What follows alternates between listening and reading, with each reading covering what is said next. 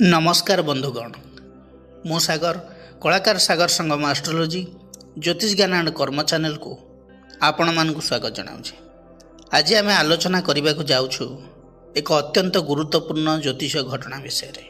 27 जुलाई 2026 ठारू शनि बकरी हो सारी मीन राशि रे। शनि 11 डिसेम्बर 2026 पर्यंत बकरी होगी रहिबे।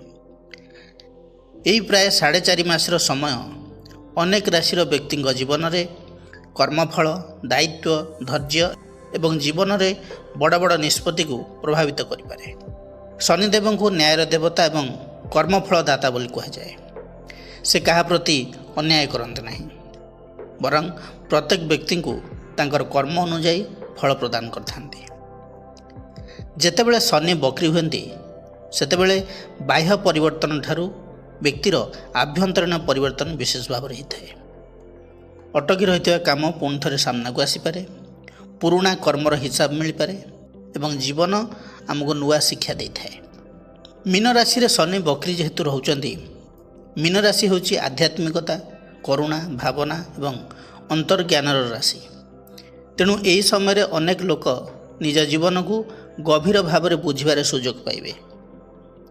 कहार चाकरी रे परिवर्तन आसीपे, कहार व्यवसाय रे परिवर्तन आसीपे, नुआ योजना तैयारी हो पारे, कहार संपर्क रे परीक्षा हो पारे, आउ कहार आर्थिक स्थिति रे सतर्कतार आवश्यक भी रही पारे।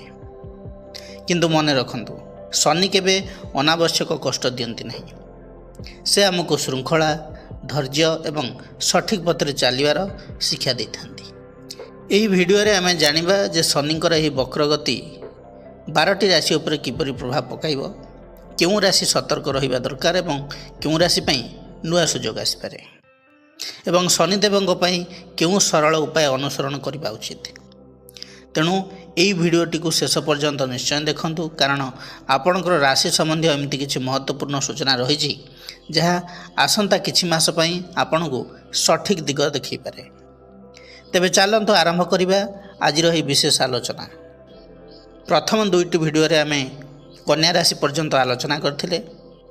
आज तृतीय भाग रे आलोचना करिबा तुला बिछा धनुराशि विषय रे। तुला राशि पई शनि हेउचंती चतुर्थ एवं पंचम भावर अधिपति, अछंती षष्ठ रे बकरी रहउचंती। डिसेम्बर 11 पर्यंत शनि बकरी रहउचंती। एही समय रे आपणकर धैर्य निष्पत्ति नेबार क्षमता एवं दायित्वबोध बढ़िबो। जो काम बहुत दिन धरी अटकी थिला सेथिरे धीरे धीरे गति आसीबो। चाकरी क्षेत्र में अधिक कामर चाप भी रही पारे। वरिष्ठ अधिकारी संपर्क भल रखंतु। पदोन्नति रे विलंब हेले मध्य आपणकर परिश्रम निश्चित फल देव। व्यवसाय रे भागीदारी संबंधी विषय रे सतर्क रहिबा को आपन पड़िबो। न्यू डील पूर्वरु एग्रीमेंट करिया पूर्वरु सबकिछि शर्त भल भाव रे पढ़ंतु बुझंतु।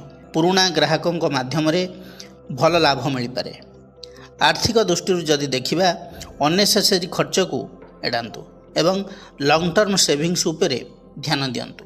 प्रेम जीवन में जदि किसी प्रोब्लेम चली मिसअंडरस्टैंडिंग होइछि, कथबार्ता माध्यम रे दूर करंतु। वैवाहिक जीवन में परस्पर प्रति विश्वास रखंतु, संदेह करंतु नहीं। थर्ड पर्सन कर इंटरफेरेंस ठारू दूरी रहंतु। कहीं कहीं लोन नहीं कौन बिजनेस किंवा कंस्ट्रक्शन काम आरंभ करिपारंती। स्वास्थ्य कथा जदि कहबी, जो मानकर किडनी अंटा आंठुगंठी जंत्रणा रही से माने चेकअप रे रुहंतु। कौन सी काम करिबारे अधिक स्ट्रेस नियंतु नहीं।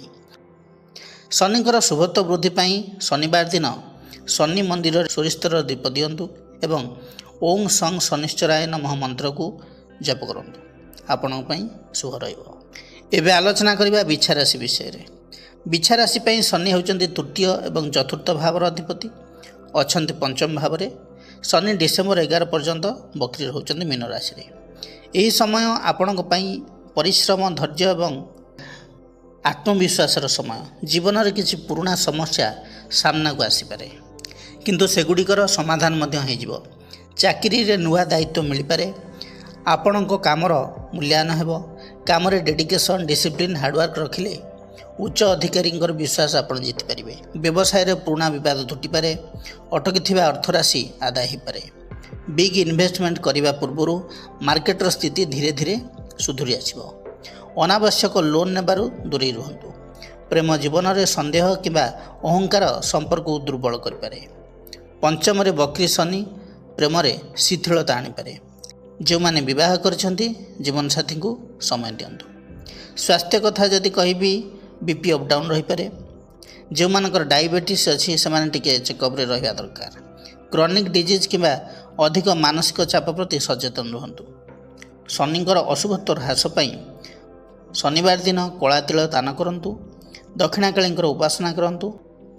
राशि तेलर दीप प्रत्येक शनिवार दिन शनि को उद्देश्य दिंतु। आपण शुभ रहा। आलोचना करवा धनुराशि विषय। धनुराशि शनि होउचंती द्वितीय एवं तृतीय भावर अधिपति। शनि बकरी रहउचंती डिसेम्बर 11 पर्यंत। आपणक जीवन में दायित्व बढ़िबो। आपणकर परिश्रम ही आपणकर सबुठारु बड़ शक्ति हेबो। जो माने नुआ लक्ष्य नहीं आगु बढ़ुचंती सेमानकु धैर्य रखिबाकु पड़िबो। चाकरी रे प्रमोशन किंबा दरमा वृद्धि रे किछि विलंब हो पारे। काम रे फोकस रखिले भविष्य रे भल फल मिलिबो। व्यवसाय रे नुआ योजना धीरे धीरे सफल हेबो। विदेशी व्यवसाय किंबा दूरस्थान लाभर सुजोग आसपारे। आर्थिक स्थिति संतुलित रहिबो।